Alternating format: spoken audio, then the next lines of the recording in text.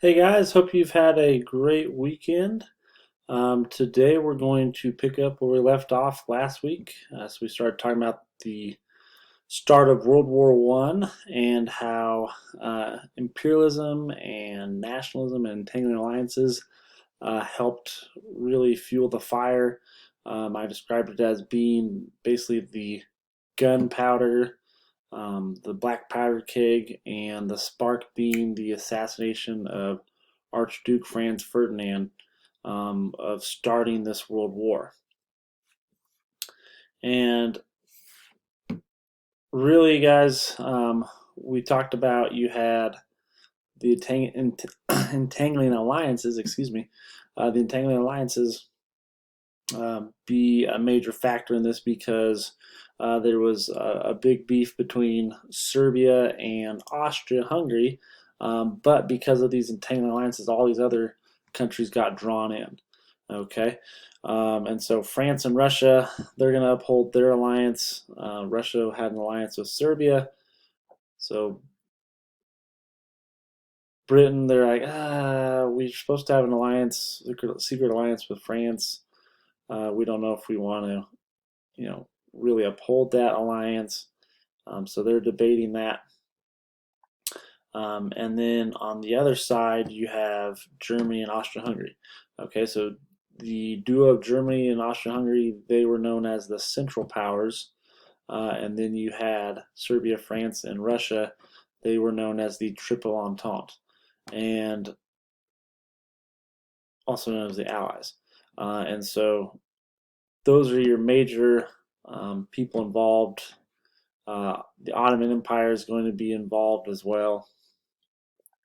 Um, to a lesser extent, Italy and Japan, they're going to be involved.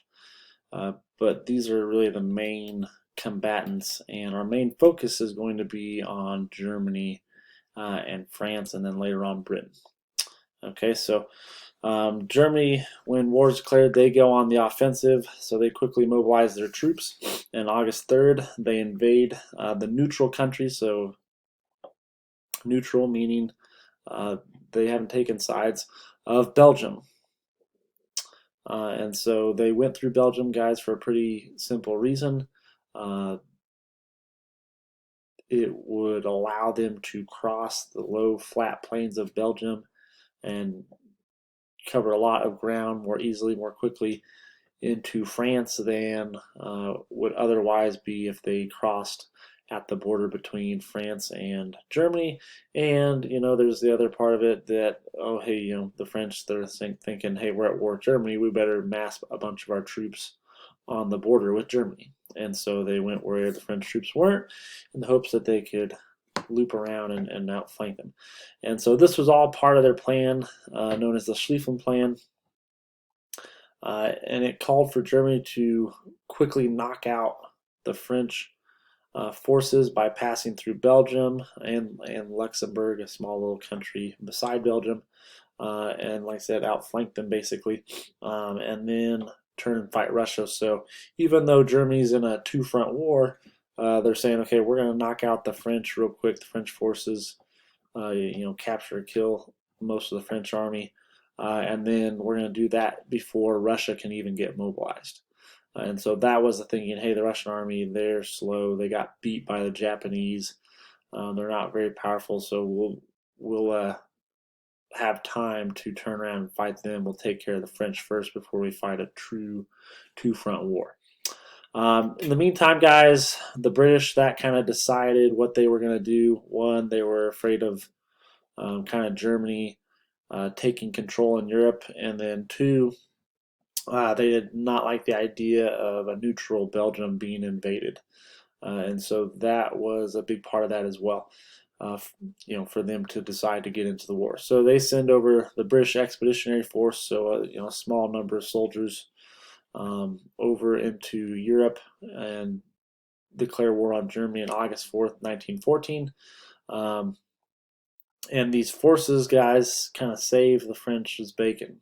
So the BEF, as they were known, the British Expeditionary Force, and the Belgian Army, they hold up the Germans long enough and hard enough, push them enough in their invasion that they make them kind of divert um, in front of the French forces protecting Paris. And so this helps kind of save the French troops, saves them from being flanked, and it also buys time for the Russian military to get mobilized. Okay, and so because of this action, it weakened the forces in the west for the Germans, so they had to bring some of their troops back to fight against the Russians, because now the Russians are ready to go and they have to protect their eastern borders against the Russians.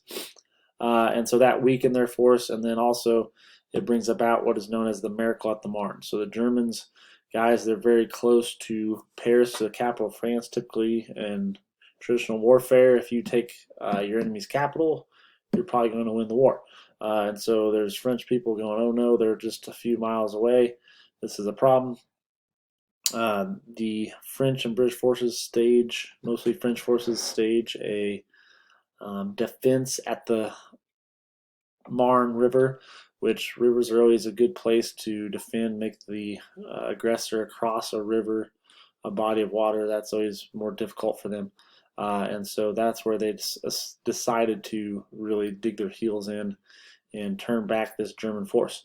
And so they're able to stop the attack, stop the German advance, and counterattack against them.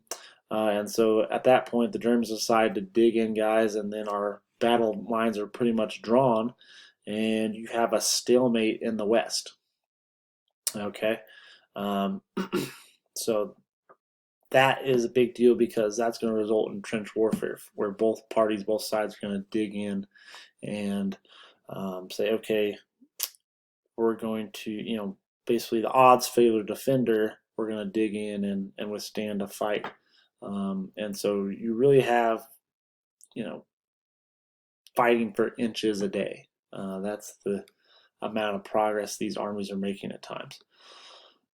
So trench warfare, guys, on top of the fact that you have a bunch of new technology coming into warfare, that's going to cause a really high casualty rate. So, like I said, you're hunkered down in these bunkers, and then you want to attack, you have to send your troops up over out of the trenches and into what's known as no man's land, basically the area between the trenches. A lot of times, as you get closer to the trenches, there's barbed wire laid all along the way, and that's meant to snag your clothing and things like that. It's not meant to run you through or something like that,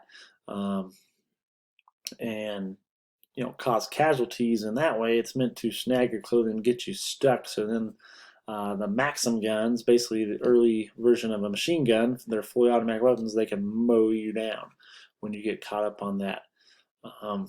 Barbed wire, they also laid out the barbed wire in such a manner that it would try and funnel you to certain areas. So one, you're kind of squeezing troops into a smaller area, so they're not as spread out. There's not as much ground that they have to cover. And two, they're trying to put you in what they call a kill box, where you have several machine gun nests that can all fire into the same area at once.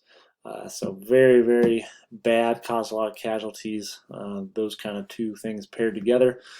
Poison gas, the Germans are going to start using poison gas in 1915.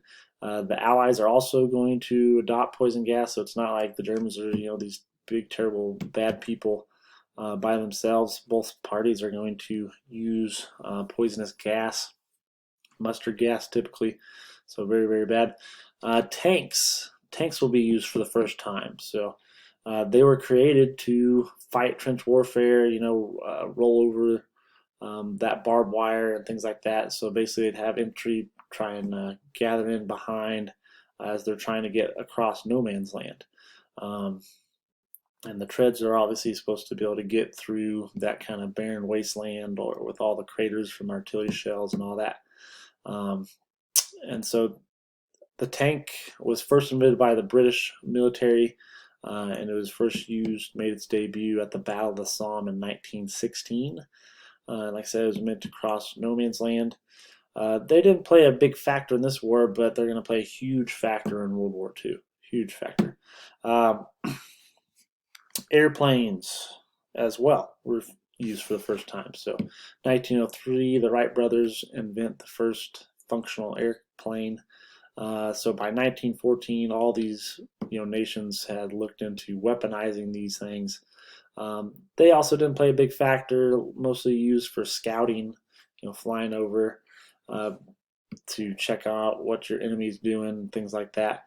There were some dog fights. I'm sure you guys have heard of the Red Baron and things like that. It's not just pizza. There actually was a Red Baron, German pilot. So you had that as well. You also had maybe they'd drop a bomb out of there, but it wasn't. It's just a little bomb out onto the trenches. But that was about it. So not a big factor, but it's going to help kind of get the process going for later on down the road, and they'll be huge, maybe even more important than the tank in World War II. And then also you see submarines. The Germans employed submarines. They called them U-boats, which is short for Untermenschen. So underwater boats, and they were actually really effective. They played a big factor because they were sinking Allied shipping. So we were trying to supply the British and send them all sorts of stuff and send stuff over to Europe once we got involved, and they were sending a lot of ships to the bottom of the sea. So it was very, very effective. The British almost had to quit fighting because of it. So the Allies, in response to these U-boats, they would set up convoys. It's basically just a system of ships where they're zigzagging back and forth, and you have these battleships that are protecting the merchant ships, making sure that submarines don't get in and sink them. So 1916, guys, you have several offenses. You have the Verdun offensive by the Germans. They put a bunch of men into it and tried to break it open, basically break the war open around Verdun, and they were not able to do it. So that offensive alone caused about 500,000 casualties. And then you have the Battle of the Somme. As I mentioned earlier, that was an offensive by the Allies, the British and the French, and there was a huge number of casualties. They didn't hardly gain any ground. There was over 1 million casualties in this offensive alone. It was terrible, terrible backfire for the British. Did not work out at all. And a lot of those deaths were due to the machine gun nests, due to artillery, due to these new futuristic weapons. And it was a very catastrophic time for the British military. Okay, that does it for our discussion today, guys. Our next video will be about the United States getting into the war and the peace treaty that followed after, even though it didn't ultimately lead to peace, you could argue. All right, that does it for now. Thanks, guys.